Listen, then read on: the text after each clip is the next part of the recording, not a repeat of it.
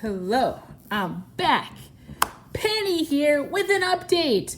I don't want to leave you hanging, and I don't want to, leave people confused or concerned about the Mark 20.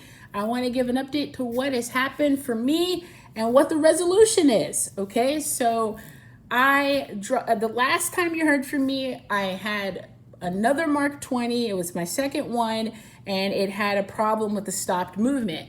Now, the first Mark 20, so this is the original problem I had, was that the minute hand would pop backwards when you went to set the watch. Like if you were setting it, you can go back and look at that video, it would pop backwards. So I talked to people at IWC and they assured me that that's actually not a problem it's common in some of their movements, but they don't consider that a problem. It's just sort of the way it is. And it wasn't really a flaw. It's not a defect. It wasn't broken. And so maybe some of the watches have a less noticeable reaction or a less noticeable jump back, and some have a more pronounced one. And there might be things that have to do with how much power reserve it has. If it's full of power and full of tension, maybe it jumps back more. If it's less, I don't know, guys. I didn't troubleshoot that extensively. It was just something that I noticed after a few days of wearing the watch and was like, hey, I thought this was a defect. But true to their nature of having excellent customer service, or their policy of having excellent customer service, they exchanged the watch for me. That first one that I had, they exchanged it right away, no questions asked, and gave me a brand new one. So then the brand new one, I had that for about a day, not even a full day, I think, and noticed that the movement stopped in the middle of the day. It was like the watch was stopped, and I didn't know, why it was stopped. And I rounded thinking maybe it wasn't wound enough. And then later that night it stopped again. So that's where I left things off. You'll probably notice on my other video, the short video, that I was showing that the watch was stopped. So fast forward to today. This was all this week, guys. This all happened in a very short time frame. Fast forward to today, I'm finally able to go back to the boutique. I take the other watch, back, the other Mark 20. And if I had more of a, hot-headed disposition, I'm definitely impatient and impulsive, but I guess other people would have said, that's it, it's over, I am done with you, IWC, I'm moving on. In my life after Rolex phase, it will not be IWC, right? And I felt that way, especially as I was driving in LA traffic, and I have a stick shift, I have a manual transmission, and I'm new to this city, and it's like a freaking nightmare driving from point A to point B. And this was my third time going there, and I'm like, dude, I should just get my money back. There's other brands. I have other, there's lots of watch stores. We've got other things to explore here in the city. It's just not meant to be with you, IWC. And that's how I felt. But this is the difference that excellent customer service makes. I go in there finally, because I was late for my appointment because of traffic. In case you didn't get the memo, I was late for my appointment. I was in my head torn about the aesthetics of the brand, because I love them, and then this concern, not even a real concern, because not all of their watches do this. And I had another IWC, I never had it stop on me. So I'm assuming it was just a fluke, random, bad luck, whatever, for the one that I had that stopped.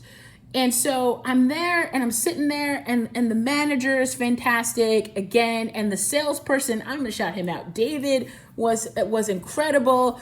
And there was no pressure. They were willing to give me full refund and say, look, sorry it didn't work out. We hope we don't lose you as a customer.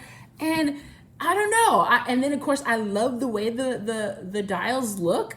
And even though I felt like the Mark 20 is telling me, listen, Penny, you ain't for us, you're not wearing this one, right? I felt like something in the universe was telling me, look, leave this IWC Mark 20 alone. And if you know anything about my channel, guys, you know that I am the queen of the rebuy. I have a history of rebuying the same damn watch, of getting tired of it, sort of, selling it eventually, but having all this anxiety about selling it, and then eventually rebuying it, right? That's what happened with me in the Milgauss. What else have I rebought? I've rebought the Speedmaster, I don't know how many times, 3 times, 4 times, I think. I've rebought watches and it always vexes me. Let's see, any other watch? I don't know. I'm not gonna go through the list of watches that I've rebought, but just trust me that I've done it.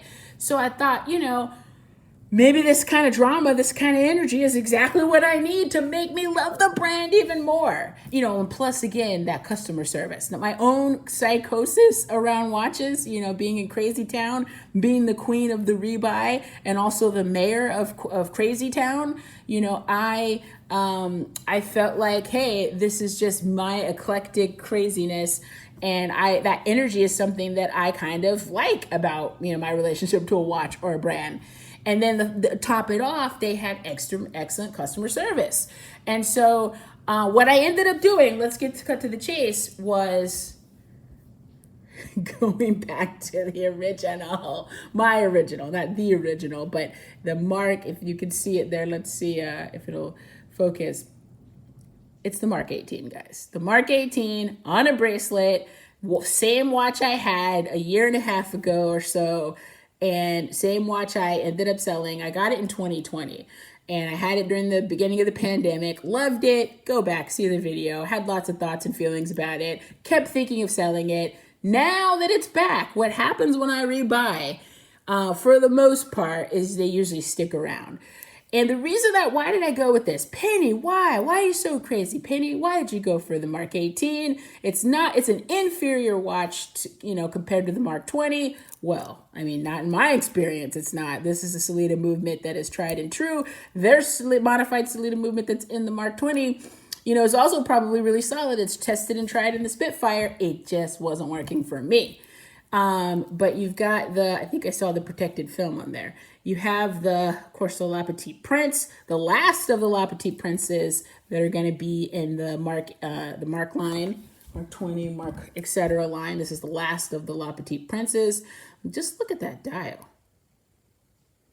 I hear this weird noise outside because it's actually raining in Los Angeles. But just look at that dial. Look at the dazzle, the sparkle, the sunburst there. And so I got it on a bracelet, which the Mark 20 doesn't come on a bracelet yet. The Mark 18 does. But here are some differences. Let's go through them really quickly. I got a quick picture of it from when I was there multiple times. And looking at the two, this is obviously the Mark 20. This is the Mark 18, the one that I ended up getting. Now, what I like about the Mark 20 is the shorter lugs. You can tell there, even in this picture, how the Mark 18's lugs dip down a little bit. And this was one of my critiques in my review, was that that extra little bit, I think it's 2 millimeters, is just a little bit annoying and makes the lugs a little unnecessarily long and curvaceous. And then over here, it's nice and short and sweet, and boom. Also, if you look at the numbers, they look a little wider or a little bigger on the Mark 18. Over here, they're a little neater. The salesperson, David, pointed out to me that the logo is also moved up closer to the triangle when compared with the Mark 18. And then, of course, a lot of people dislike that the date is a little inner circle here, whereas the date was moved out a little bit. Just the hair moved out over there. The crown, I think, is bigger. The crown is out a little bit on that one. I think the crown is a little bit bigger. It's a little bit fatter, a little bit thicker.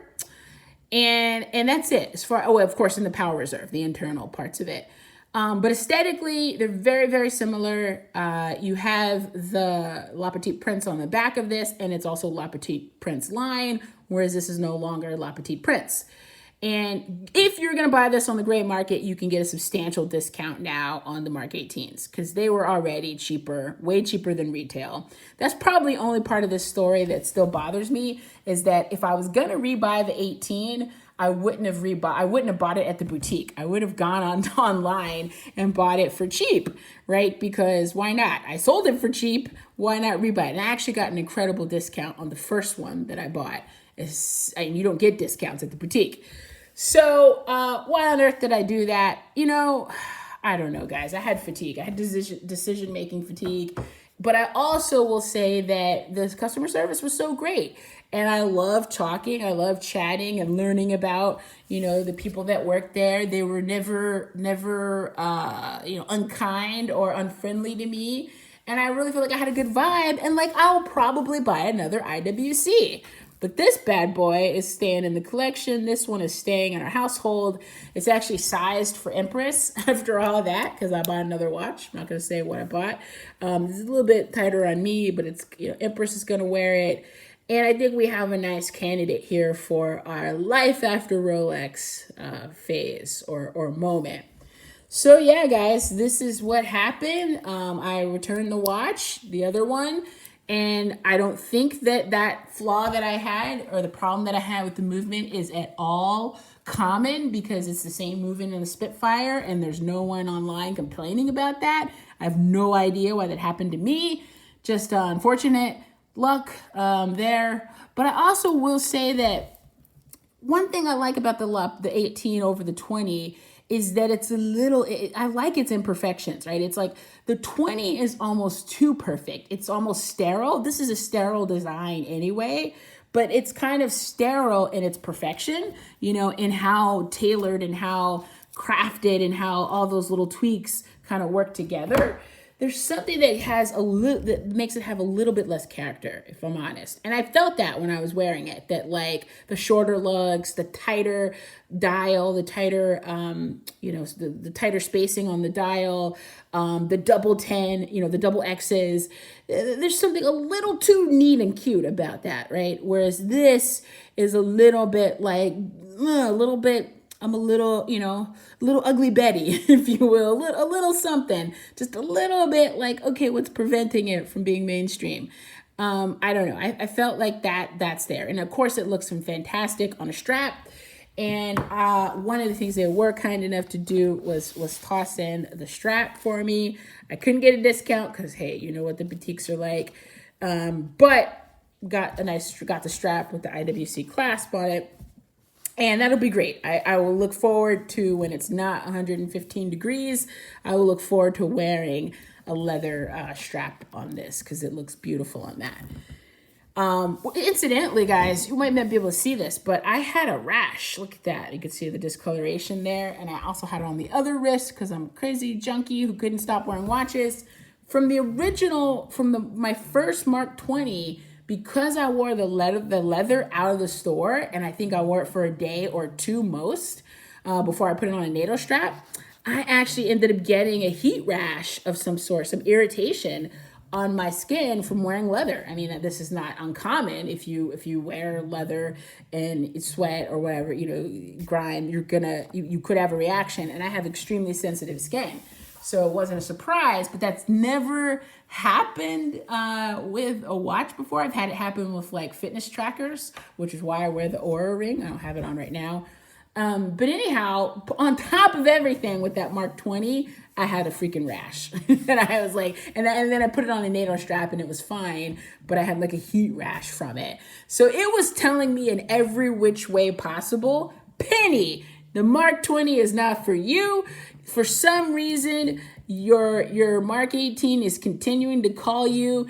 It is, you know, a lost limb or something, a long lost friend.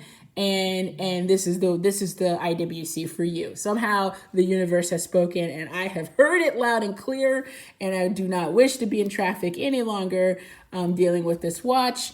I'm very happy with my experience at IWC, and I probably will buy another watch from them in the future. I hope that I will, because the interactions with the people there are so great, and that's important to me. In my watch journey, it's the relationships. And so I have to say, hats off to them. I'm happy this is resolved. If you're in the market for one of these watches, I do not think the IWC Mark 20 innately has problems. I think it is a great watch, and in many ways a better watch. But if you like the charms of some imperfections and you still like this aesthetic, go with this one, because this is the last one of that. All right, peace.